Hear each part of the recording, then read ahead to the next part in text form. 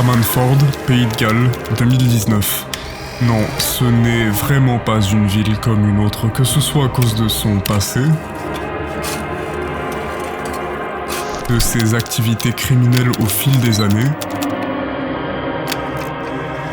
et puis surtout à cause de ce que certains résidents vont recevoir dans leur boîte aux lettres en ce début d'année.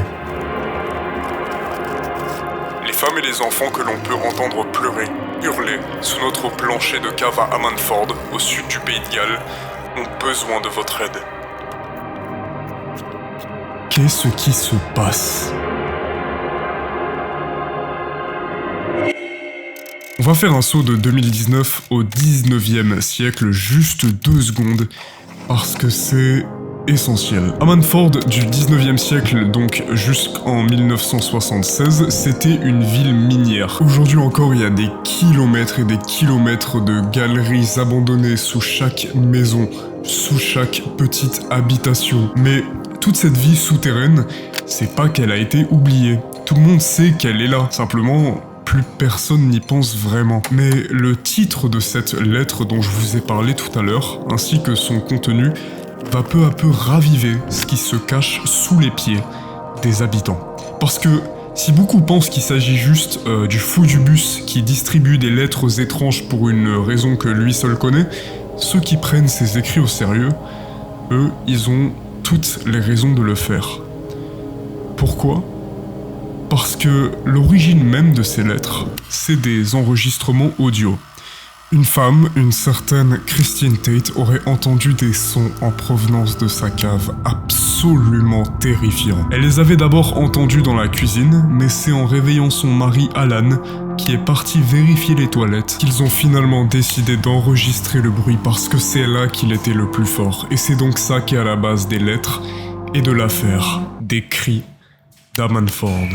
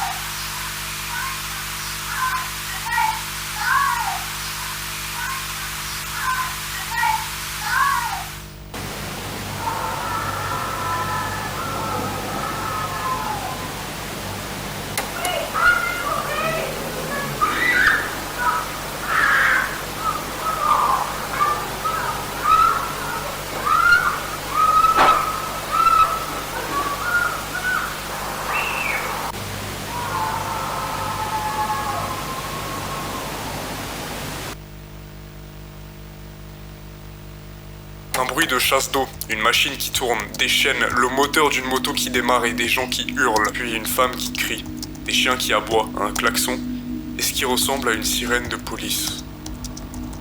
Voilà comment Christine Tate décrit les sons qu'elle a entendus cette nuit-là, et ceux qu'on vient tout juste d'entendre. Et franchement, maintenant, comment ne pas comprendre le but ou le titre de la lettre ? Et je me dis qu'en entendant ça dans ta cave, c'est normal que ça te fasse câbler et que tu veuilles absolument en parler. Et c'est pas tout.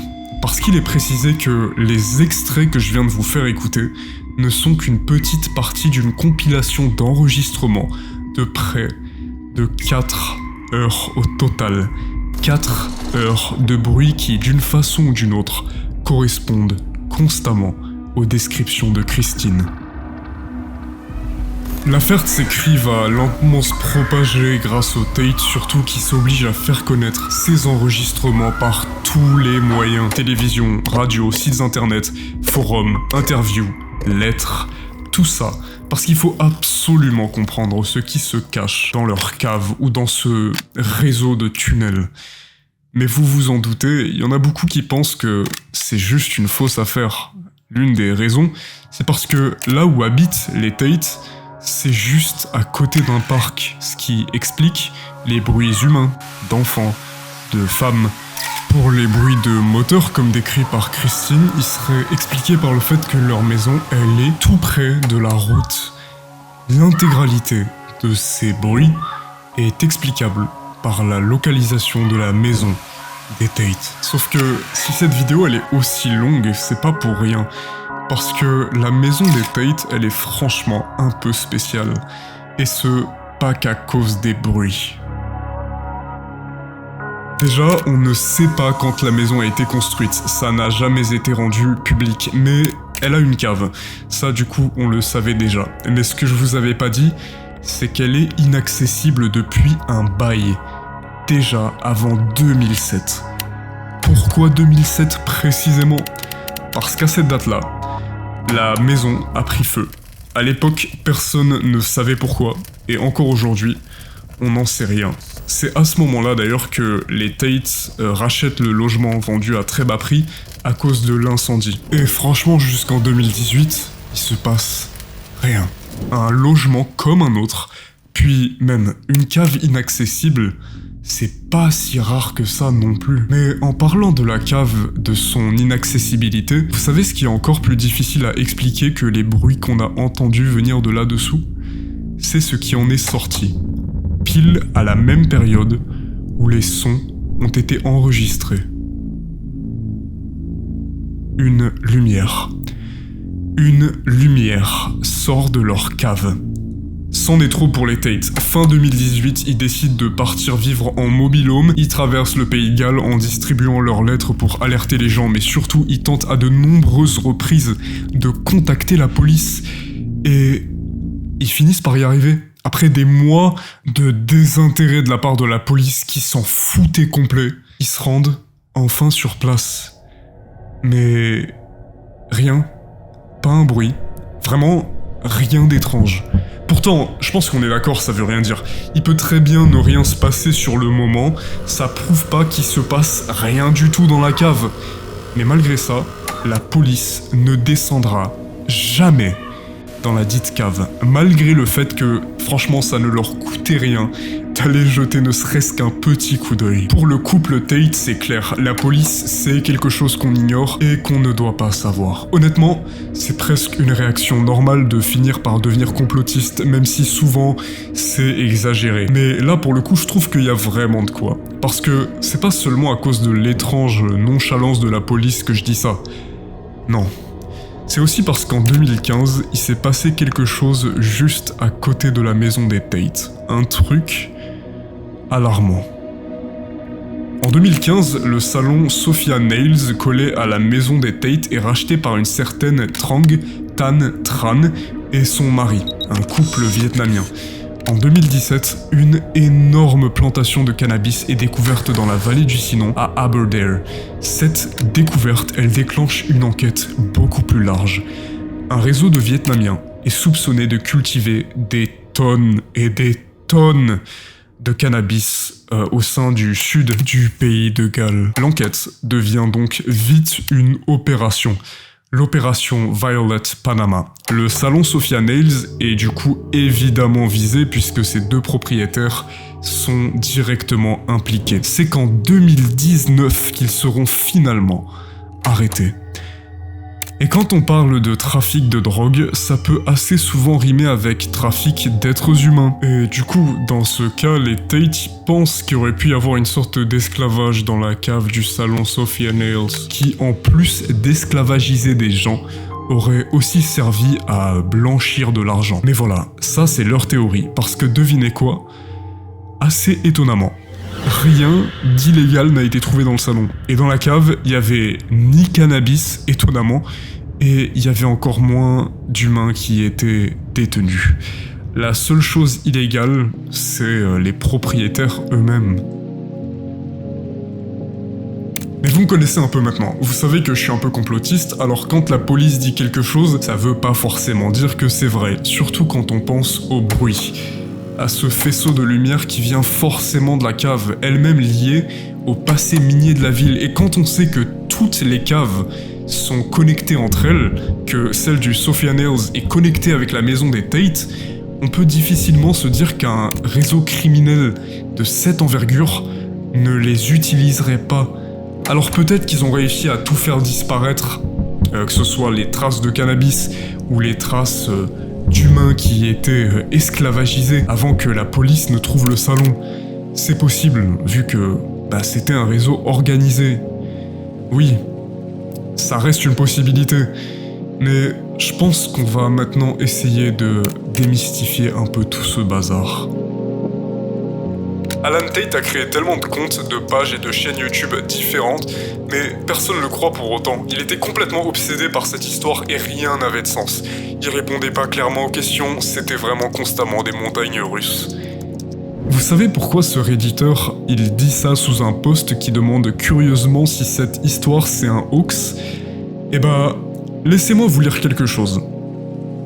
En juin 2018, on a travaillé tard et on est allé se préparer un café. Mais il y a eu un bruit étrange qui provenait de la maison voisine qui était pourtant vide. Il était environ 2h30 du matin et on est allé dans la ruelle qui sépare notre maison du salon d'à côté. On s'arrête là. Il y a beaucoup de choses à lire mais on va s'arrêter là parce que c'est ce qui importe le plus. Si je vous lis ça, c'est parce que c'est une version de l'histoire assez différente de celle que je vous ai racontée au début. Pourtant, les deux histoires, les deux versions viennent d'Alan. Et franchement, c'est difficile de faire confiance à quelqu'un qui se contredit sur un sujet qu'il trouve aussi important. Parce que là, il se contredit carrément sur tout le début de l'histoire. De base, quand je vous ai raconté l'histoire au début, le mari, il était en train de dormir. Il était pas du tout dans la cuisine avec sa femme. Pareil, il était pas question de la maison voisine, il était question de leur cave. Et encore une fois, les bruits s'expliquent assez bien par l'emplacement de leur maison. Par contre, pour la lumière qui sort de la cave, c'est déjà plus compliqué. Ça pourrait être une mise en scène, mais c'est dur de prouver que c'est faux, que c'en est une. Surtout quand on sait qu'il y a tout un réseau de galeries sous leur maison qui relie toutes les habitations, encore une fois. Pour autant, il y a vraiment des étrangetés dans ce cas, et pas juste à cause des enregistrements audio, de la lumière de la maison qui prend mystérieusement feu en 2007 sans raison. Non, on va brièvement reparler du trafic de drogue. Alan Tate, il était actif sur Reddit pendant un moment, maintenant son compte il est supprimé, et il a répondu à quelqu'un qui l'accusait de mentir. Il explique que ce genre de réseau criminel, souvent ça essaie de manipuler la police, de les corrompre avec des pots de vin. Justement, le traducteur qui traduisait les conversations des Vietnamiens pendant leur procès, il a fini en prison, parce qu'il était complice du réseau. Mais c'est toujours pas tout. Alan, il va jusqu'à relier ce réseau criminel à un certain Mustapha Bin Boga, condamné pour VIOL, sous la menace d'une arme à feu et pour abus SEXUEL sur mineurs qui vivaient juste à côté d'eux, donc tout près du salon. Sauf que Mustapha, il a été envoyé en prison en 2010, donc il pouvait pas être lié à cette histoire. Après, ça montre surtout à quel point Alan, il a tendance à tirer des conclusions un peu tirées par les cheveux. Et quand on sait que beaucoup de liens qu'il fournit pour se défendre sont inaccessibles, c'est difficile de le prendre vraiment au sérieux. Néanmoins, il y a encore un truc. Un truc qui est très vrai, qui est très concret, qui est arrivé en 2024. La maison des Tate, elle était toujours abandonnée. Et elle a brûlé, une nouvelle fois, sans aucune explication. Vous savez très bien ce que les Tate ont dit quant à la cause de l'incendie.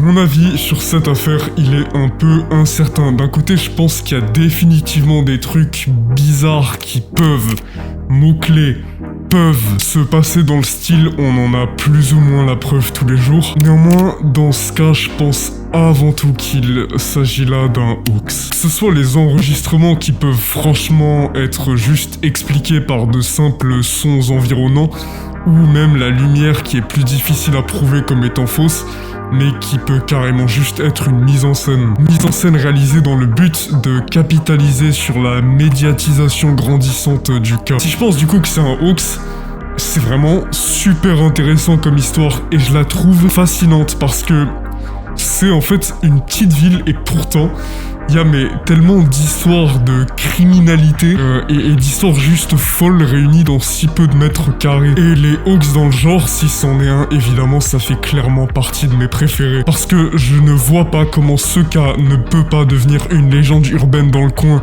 et même une sorte de légende urbaine d'internet.